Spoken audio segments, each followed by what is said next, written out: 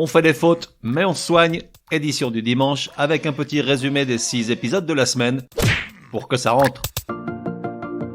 Résumé du comprimé numéro 109. Comment accorder grand lorsqu'il est employé comme adverbe. Grand en tant qu'adverbe est toujours invariable. Elle taille plus grand que sa sœur, ils font les choses en grand. G-R-A-N-D. Mais il y a une exception, c'est avec le verbe ouvrir ou l'adjectif ouvert. Dans ce cas seulement grand s'accorde en genre et en nombre. Ouvre la porte toute grande, G-R-A-N-D-A. Les accès grand ouverts, G-R-A-N-D-S. Les oreilles grandes ouvertes, G-R-A-N-D-E-S. Ce qui nous fait penser le contraire, c'est que la liaison dans les deux derniers cas se fait malgré tout avec le D de grand, comme s'il était invariable. Résumé du comprimé numéro 110.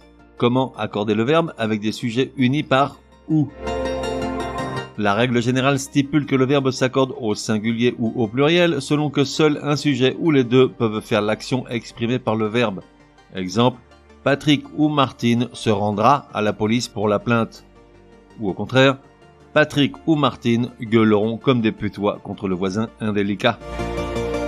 Ensuite, on a quelques cas particuliers. Si les sujets sont au singulier et le deuxième est entre virgules, le verbe est au singulier, même si les deux sujets peuvent faire l'action. Exemple, la gentillesse de Patrick, ou plutôt son ingénuité, fait que Martine le roule dans la farine à chaque fois. Pauvre Patrick. Si l'un ou l'autre des sujets est au pluriel et même si seul l'un des deux peut faire l'action, le verbe s'accorde obligatoirement au pluriel. Exemple, Martine ou ses amis pourriront l'anniversaire de Patrick en mettant plein de chansons de Aya Nakamura. Pauvre Patrick. Résumé du comprimé numéro 111. Nouvelle fournée de mots qu'on prononce mal. Pour chacun d'eux, tout d'abord la mauvaise prononciation, suivie de la bonne.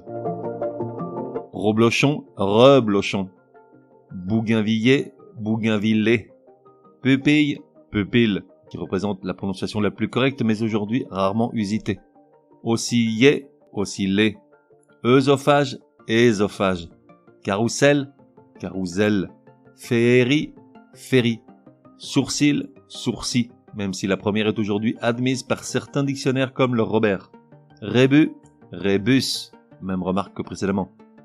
Quen, quan, de nouveau même remarque.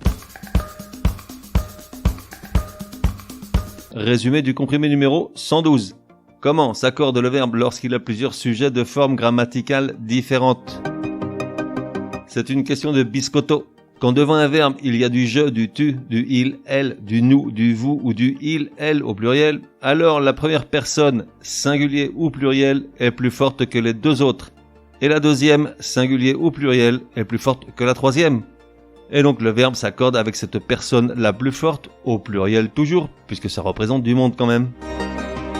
Ça donne ceci. Patrick et moi étions d'accord pour en boire un dernier. Étions, car moi, sous-entendu je, première personne du singulier, suis plus fort que Patrick, troisième personne du singulier. Martine, ses parents et toi avaient attendu longtemps qu'on arrive. Avaient, car toi, deuxième personne du singulier, tu es plus fort que Martine, troisième personne du singulier, et plus fort que ses parents, troisième personne du pluriel. Résumé du comprimé numéro 113. Il est temps de cesser de dire ou d'employer toutes ces âneries. Dentition. Non, Georges Clooney n'a pas une belle dentition, mais une belle denture, car la dentition correspond au processus dynamique de formation des dents, à leur pouce. Alternative. Non, ni deux, ni double alternative. Une alternative est l'obligation de choisir entre deux possibilités. Donc on a une alternative.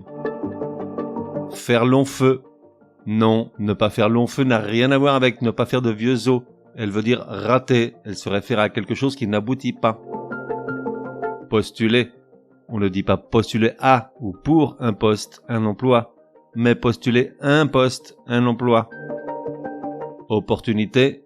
Une opportunité de est un anglicisme qui vient de opportunity, quand on l'emploie comme une occasion de. Si tu veux dire une occasion de, bah dis-le, mais surtout pas une opportunité de. Résumé du comprimé numéro 114. Comment correctement appliquer le pluriel aux onomatopées? C'est fastoche. En tant qu'interjection, une onomatopée est invariable. En tant que nom, en revanche, il est recommandé de l'accorder au pluriel si elle est composée d'un seul son, exemple des cocoricots avec un S final, ou si elle est formée d'un même son qui est répété et soudé, exemple des glouglous, S final. Si elle est composée de sons, semblables ou non, séparés par un trait d'union, il est recommandé de ne pas l'accorder au pluriel, exemple des ouah-ouah sans S, des tic-tac sans S, des coin-coin sans S. À noter qu'avec la réforme de l'orthographe de 1990, il est désormais possible de supprimer le trait d'union dans les onomatopées citées, ça simplifie l'accord. On fait des fautes mais on soigne, édition du dimanche te donne rendez-vous à partir de demain pour 6 nouveaux comprimés super énervants.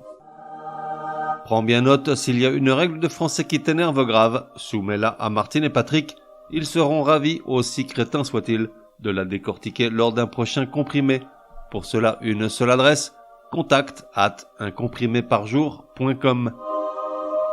Enfin, n'oublie pas de laisser un chouette commentaire et tout un tas d'étoiles sur ta plateforme de podcast préférée, ça serait drôlement chouki. Pour le reste, café et à la messe.